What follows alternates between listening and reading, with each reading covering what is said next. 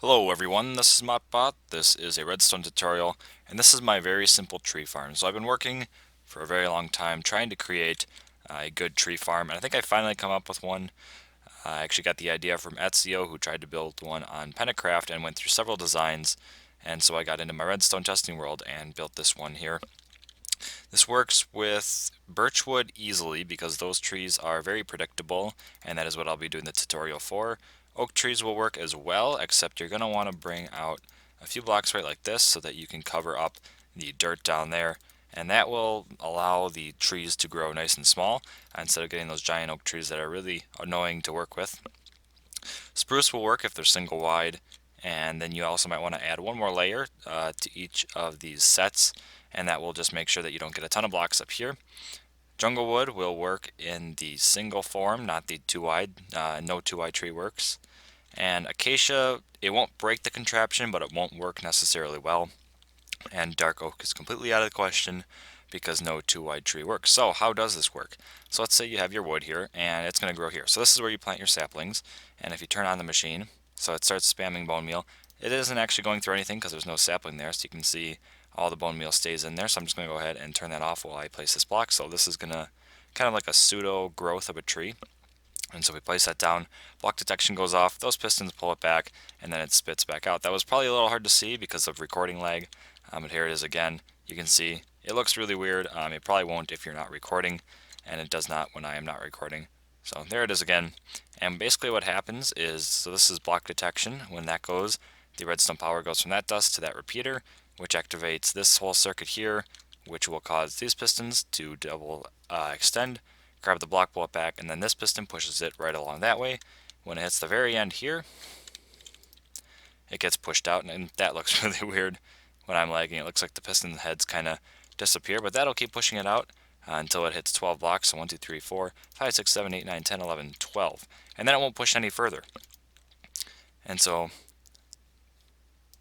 now it won't push any further. And so these all extend because that is staying powered from the torch below it. And then that powers the back half here. So all these things stay extended. And then it also powers this little line here, which will go down and keep this powered, which means that even when this lever is off, which technically should turn on the spitting of the bone meal from the dispenser, it does not go because it never changes to off and then back on. And that's really good because if we have a few blocks here, so it gets pulled right along there, and then one more.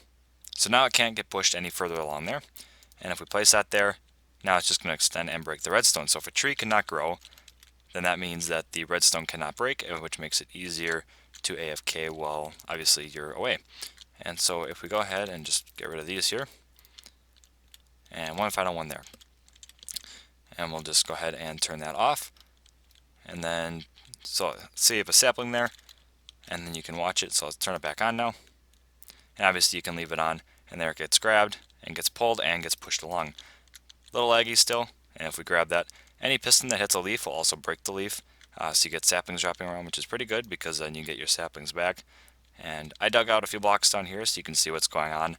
You can have those covered up just fine, so you can get a little bit closer when you're AFKing. And you just want to hold here, right click, and you can see, if you look in the lower right, you can see the sapling kind of bouncing up and down. That's because I'm holding down right click.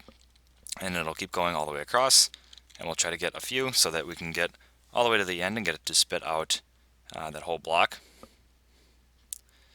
Alright, I think there's just this last one. Yep, and there it goes. We got a sapling over there. And obviously if you're doing oak trees, you'll also get apples. But I'm going to go ahead and clean this up and then start building this over there, and you'll see a little bit better how it works. So this first part here is the block detection. And you want to start with just a redstone block right like this, and put a piece of redstone on that. That'll power right away, obviously, because of the power from below it. Go ahead one block back and place a piece of dirt. That is where you're going to grow your tree. And then come diagonally like this and place a dispenser there. You can fill that up with bone meal.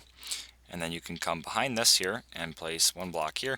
I'm just using that to signify redstone. Put a piece of dust on top of that, and then punch out blocks here. And you want a torch there, and you'll get this burnout clock. And because it burns out, and then it'll start again in a few ticks, it takes actually a little bit to go, but you'll see it start again. So you get the smoke particles going, and then they stop for a while, and then they will start. And it does actually take quite a long time, so you don't want to just rely on the one torch there, you want a second one there, and there goes that one to fire again. And then if we put that down, now you'll see that there's always one of them firing, so that you'll never run out of power to this dispenser. And like I said before, it does not spit out bone meal if there is no sapling in front of it. Then you can go ahead and place a lever right on that block and put that in the down position, so that locks the redstone dust on, so you don't get all this spitting, because that can be quite annoying, and if you have sounds turned on, it can be quite loud. So since the block's going to be here, you want a repeater coming out of that, and that'll power whenever there is a block here or the sapling grows into a block. And then coming out of that, you want a sticky piston facing up with a block on it, and then a repeater coming out of that with 4 ticks. And if you punch here, you can see what's going on here. I'm just going to do the same all the way across.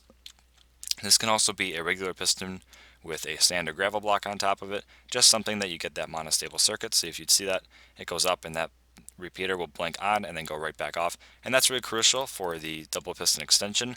Otherwise you'll get the things to extend and then they will not retract, which is going to be quite bad. So now I'll go ahead and do the piston extension part. So for the piston part, you want to come from the start here, skip 2 blocks, right like that, and then place 2 sticky pistons right like that, so that you've got the 2 blocks there, and then come up 6 pistons. So we got 1, 2, 3, 4, and these are both sticky, so 5 and 6.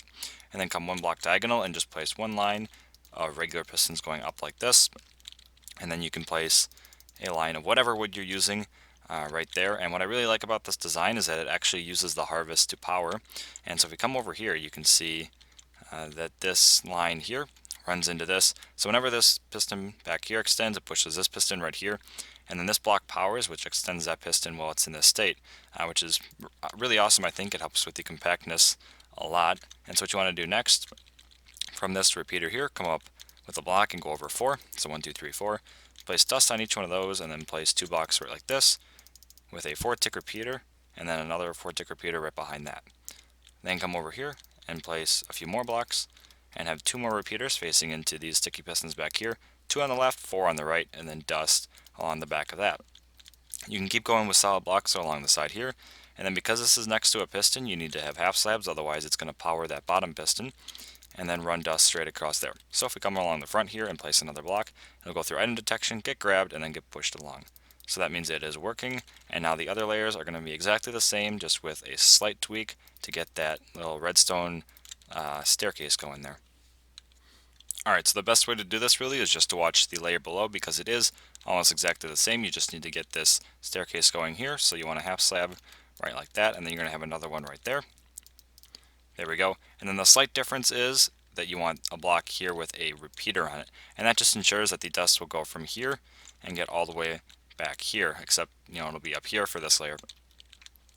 And so just come out with blocks like you did before. So it comes in like that. You got 2 4-tick repeaters here, and then you got dust coming there, and then coming out the line here, and a few blocks out like that, and then 2 on the left, 4 on the right, and then dust along the back, and then half slabs around the corner here.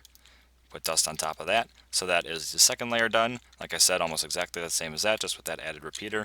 And then the third layer is exactly the same as the second layer. So we'll just come down with a half slab there, and then we'll make this a half slab.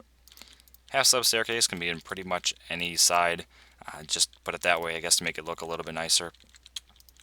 So you come out with blocks here, here, here, and here. And then 2, 4, 4, 4, and 1. And then dust along the back, and then half slabs around the corner, and put dust on top of that.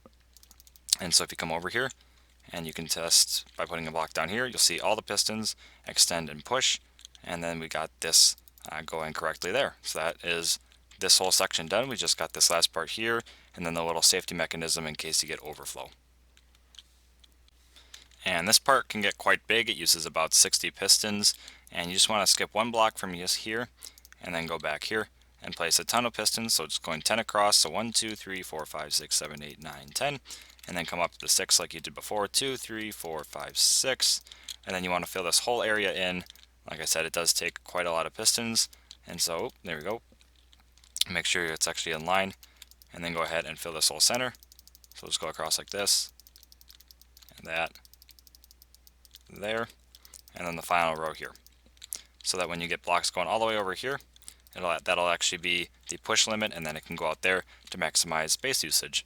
So you can break down one block there and place a torch so that when you get that block there, so now that's powered. So if we take a repeater out of there, you can see that it is actually powered. You want to place a block up with a torch there, or a redstone dust rather, and then a block there. So that block is now powered as well. And you can take a repeater coming out of that, and that'll go into this back line here.